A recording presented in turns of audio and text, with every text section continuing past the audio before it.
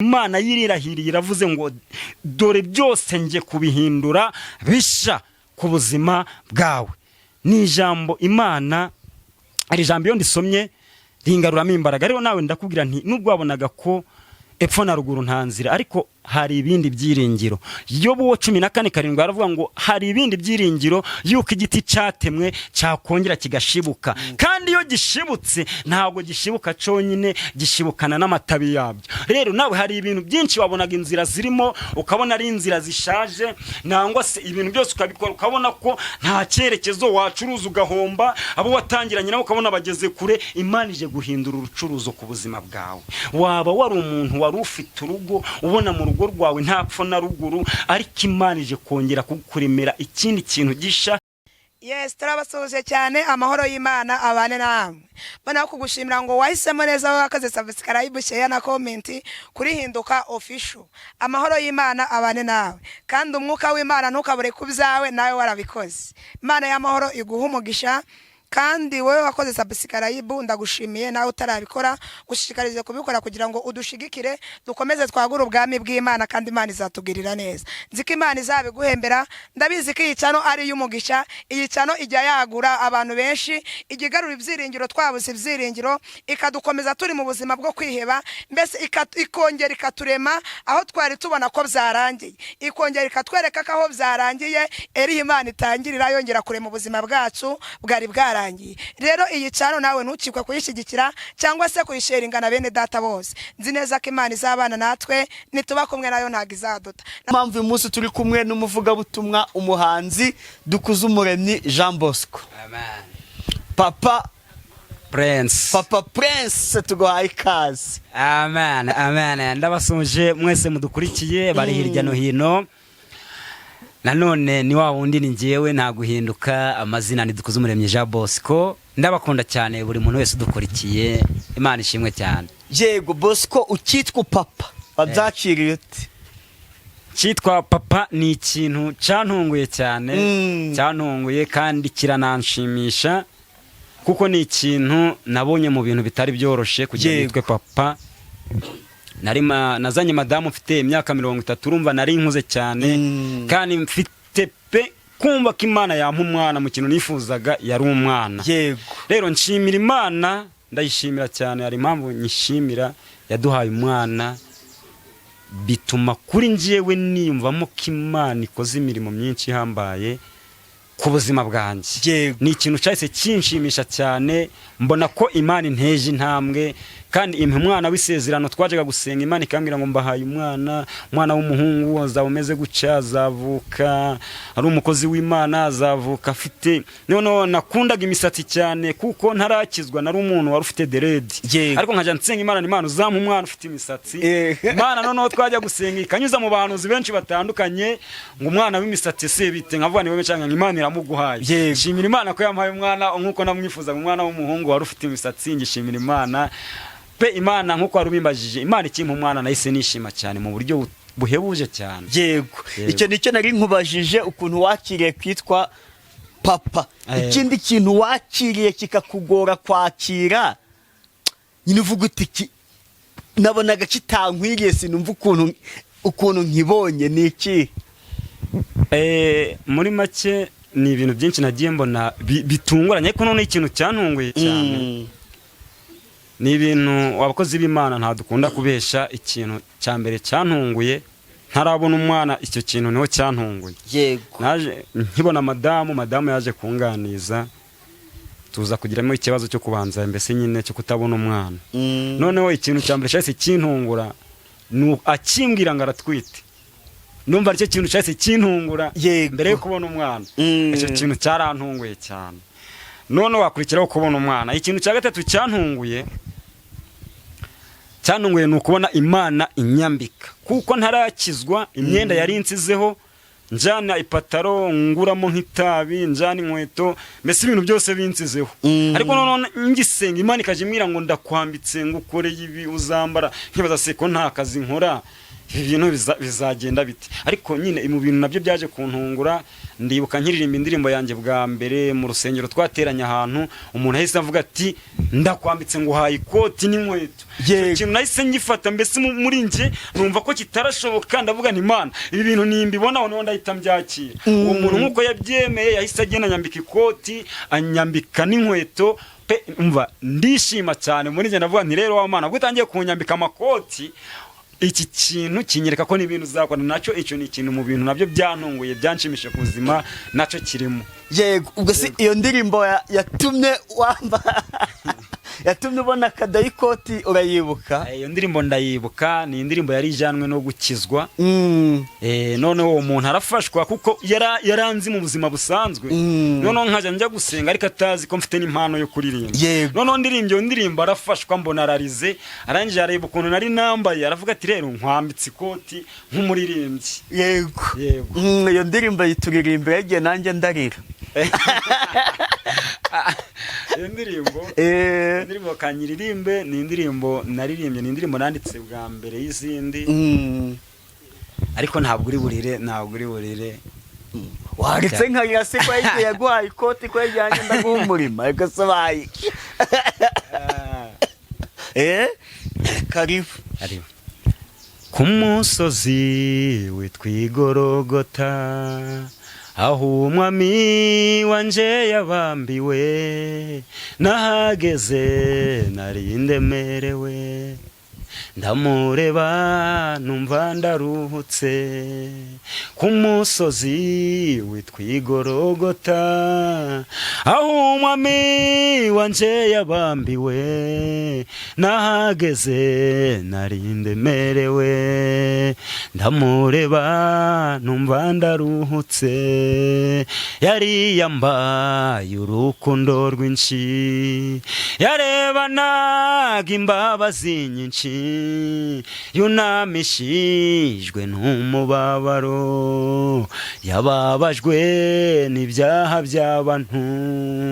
Yari yambaye urukundo rwinshi, yarebanaga imbabazi nyinshi, yunamishijwe n'umubabaro, yababajwe n'ibyaha by'abantu.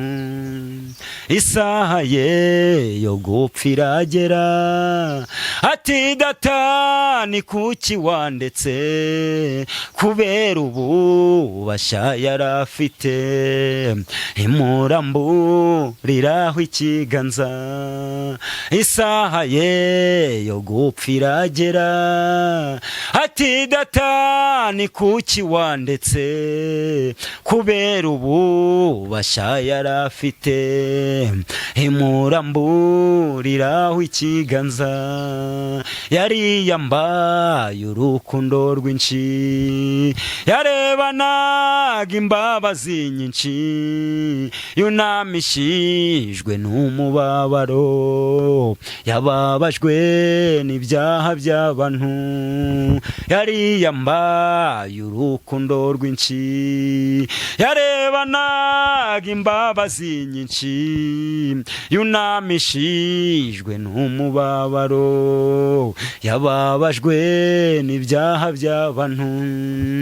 Intego ye ni ukuducunguza, y'amaraso y'igiciro cyinshi, yamenekeye Igorogota, kugira ngo twese ducungurwe.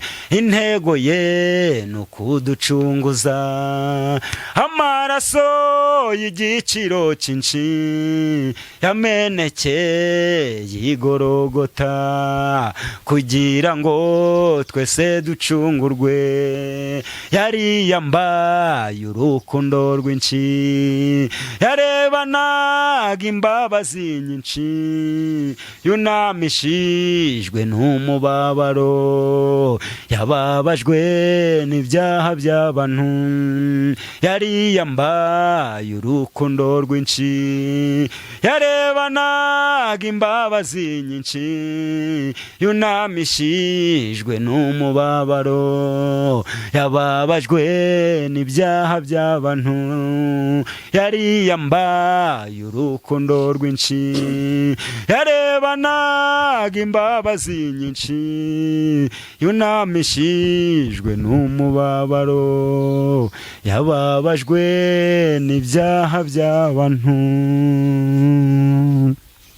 Amen. Iyo niyo ndirimbo naririmbye, umukozi w'Imana arafashwa, areba ukuntu nari mpagaze imbere mvuga ubutumwa mu buryo bw'indirimbo, mbona nyambitse ikoti rirambera cyane pe, kandi ndi umuntu uterwa ndaberwa cyane, ariko iyo ngeze ku koti ndavuga nti Imana warakoze kongirira neza.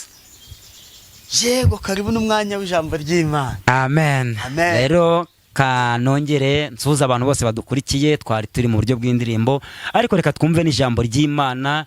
Nongere nkubwire wowe muntu dukurikiye, kanda subscribe ubashe gukurikira Dukuze Umuremyi Jean Bosco, wumve ukuntu Imana igira neza. Imana ije yambika abantu amakoti inyujije mu nzira nyinshi, nanje ubwa mbere yari inyujije mu buryo bw'indirimbo. Nawe Imana ifite inzira nyinshi yanyuramo ikugirira neza. Reka twumve ijambo ry'Imana turi busange mu gitabo cy'Ibyahishuwe, turasoma duhereye ku murongo wa 5, ubundi twumve kugira neza kw'Imana. Yego.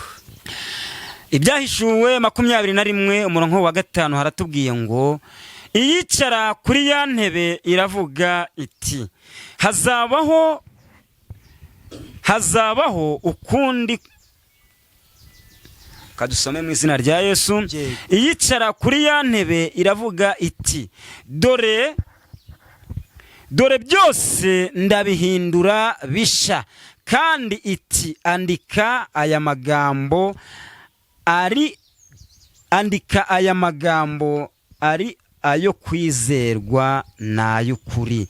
6 haratubwiye ngo, kandi iti, birarangiye, mwakire neza ijambo ry'Imana. Iri ni ijambo tugiye kuganiraho. Iri jambo riratubwiye ngo, iyicara kuri ya ntebe iravuga iti, dore byose ndabihindura bisha. Weho udukurikiye, ndagira nkubwire ngo hari ibintu ku buzima bwawe wabonaga nk'ibishaje, hari buzima wabonaga ko ari ubw'amanegeka, ariko nkuzaniye ijambo ry'ibyiringiro. Uwiteka nani urivuze sinje, aravuze ngo dore byose ibyo wabonaga ko bitashoboka ndabihindura bisha ku buzima bwawe.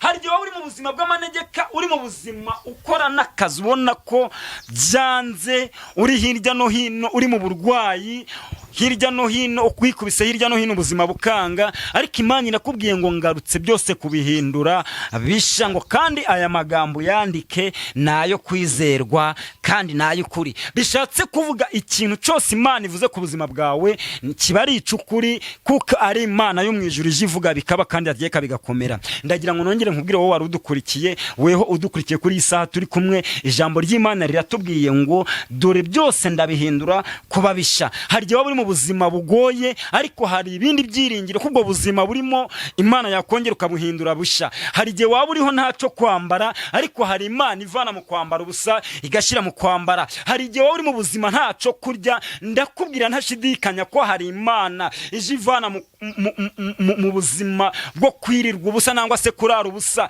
igashyira mu buzima bwo kurya. Iravuze ngo dore byose ndabihindura kuba bisha ku buzima bwawe. 6 haratubwiye ngo, kandi byose bigize gute, birarangiye.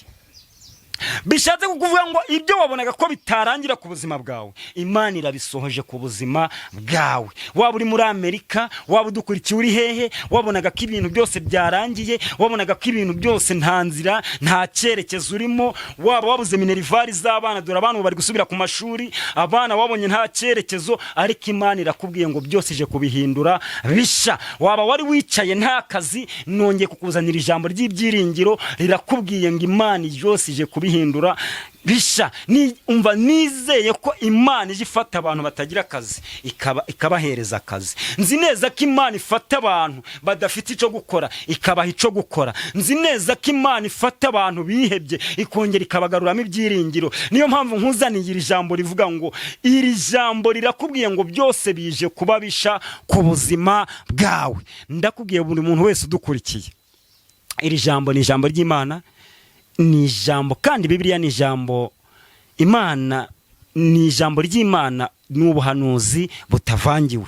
Rero hari igihe waba warahuye n'abahanuzi benshi bakakubwira ibintu byinshi ukabona bidasohora, ariko Imana yirakwibwiriye ngo nubwo byose ubona bisa n'ibyarangiye, byose ukabona ko muri weho nibyo bakubwiraga bidasohora, ariko Imana yirirahiriye iravuze ngo dore byose nje kubihindura bisha ku buzima bwawe.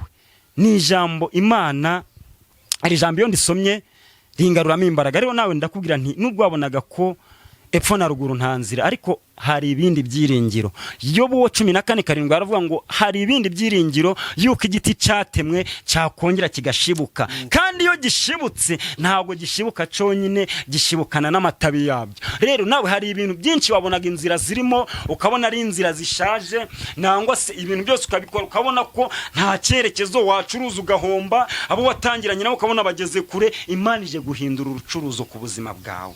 Waba wari umuntu wari ufite urugo ubona mu rugo rwawe nta pfo na ruguru, ariko Imana ije kongera kukuremera ikindi kintu gisha, ikintu nawe kirongera kiragatungura abantu ku musozi, kiratungura abantu aho utuye, kiratungura inshuti n'abavandimwe. Nari nkubwiye ngo Imana ikuremera ikintu gisha ku buzima bwawe, Imana iguhuze n'ikintu gisha utigeze kubona, Imana igufatisha ikintu gisha mu ntoki zawe utigeze kubona wowe dukurikiye, Imana iguhereza ikintu utigeze kubona n'amaso yawe. Imana ikuremere ikintu gisha weho udukurikiye. Amen, haleluya, amen, haleluya, amen, haleluya. Amen. Narimvuze ngo wewe udukurikiye, Imana ikuremera ikintu gisha utigeze kubona, haba mu muryango wawe batigeze kubona, haba mu nshuti n'abavandimwe cyo batigeze kugukorera, ariko Imana igukorera. Imana igukorere ikintu gisha. Nahumi 2:2 waravuga ngo nsize uvunagura imbere yawe. Nari nkubwiye ngo uvunagura nyuri imbere yawe, ibitari bimeze neza abanza bivunagure, ibitari bimeze neza abanza bitunganye. Ariko ndangije nkubwira ngo Imana yo kabyara, Imana ya Isirayeli, Imana ya Yakobo, Imana ya Abrahamu iguhuze n'ikintu utigeze guhura naco. Naje guhishurirwa neza ko abantu bataduhuza n'Imana, ariko Imana yo yaduhuza n'abantu. Iki kintu gisha Imana iguhaye cyaba kiri mu bantu, Imana iguhuze n'umuntu w'umunyamumaro uragukorera ikintu gisha utigeze kubona ku buzima bwawe. Wewe udukurikiye mvugira ngo amen, amen, amen, amen. Imana igukorera ikintu gisha utigeze kubona, ikintu gisha kiramenukana kuri karitsiye, waba urwaye uri mu bitaro umaze y'igihe kirekire. Imana ikora ikintu gisha waguruke kugira ngo abantu batungurwe n'imirimo y'ibitangaza, bigaragare ko hari ikintu Imana ikoze ku buzima bwawe. Amen, amen. Imana ikora ikintu gisha.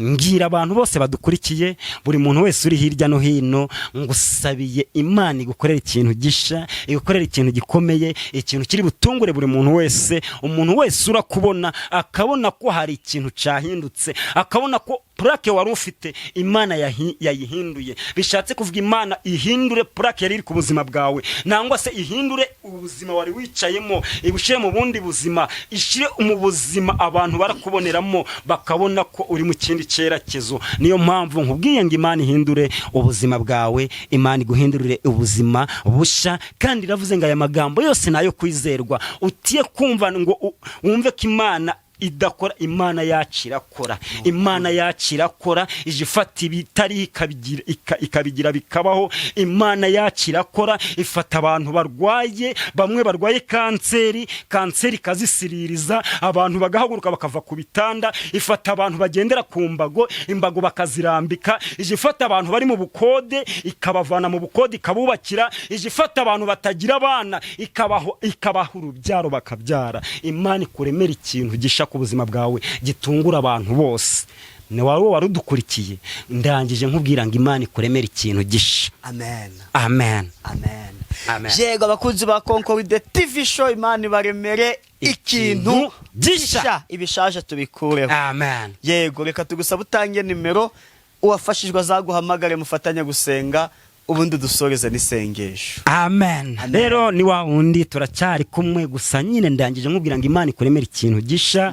Ushobora kuba wifuza ko twaganira se mu ijambo ry'Imana, nangwa se kugusengera, nangwa se kubuhamya nkubwira uko Imana yamvanye kure ikaba ingejeje ahangaha. Nimero ni ya yindi, ni 0783031198. Rero hari abantu benshi nari maze igendika mpara bashobora kubona iki kiganiro bakibaza bati se boss Imana yamugire neza. Ndashimira Imana yongeye kunyishaza kuri televiziyo. Abari mu Buganda bakurikira, nimero ni 0738031018 mbagaranyo era mbanirizanyo ku tiveno. Buri muntu yena tugoberede anyige subscribe agoberere dukuzumuremye ja Bosco mbagaranyo Katonda bo mukisa katusabe. Reka dusenge. Ubwo nari ndi gusuhuza abantu bari mu Buganda, abantu badukurikiye. Senge usenge mu Kiganda.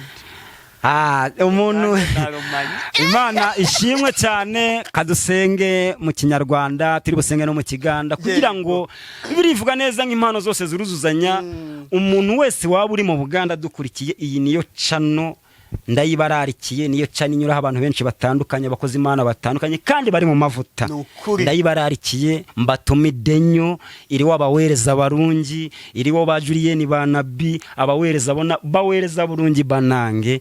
Uri wona ngo tugobere denyi gascribe wena urabe birungi byona bita wano ku channel. Katusabe muri nya ya Katonda ayikitafe wo muguru, tukwebaza nyo ku macagi ga rero, tukwebaza obude bwona bwobadde naffe akaseera kano, tukebaza nze Bosco nari muntu kigosobola tuza wano ku channel kwali kwagala nnyo, cyari kisacho nayera ekisacho kye wakora okundokora ngo nzijja kutaba, ngo nzijja kumwenge, nontuma nonfuula omubulizi wengiri, nonfuula omuyimbyi. Katobude bono mbadde nkwebaza era kino ngitumide buli muntu yena aryeyo acyakozesa ebintu by'omwenge, acyakozesa taba, ebyo bireketera ikintu kiriyo. Goberera amakubo ga Katonda, wogenda sanyuka, wogenda sisinkane kirungi. Tubade mu kigambo cya Katonda kigamba Katonda kusisinganye n'ekintu kipya cyo towakwata ko cete wawulira ko ekintu kipya mu matwigwe ngo tona bakiwulira cye Katonda cyagenda kusisinkanya. Era nkusabide waba uri mu rwadde, uri mu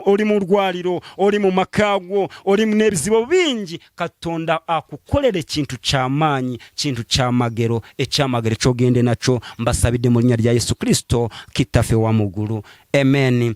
Uri Imana yo kwizerwa, Imana yo kwiringirwa, Imana ishoboye byose.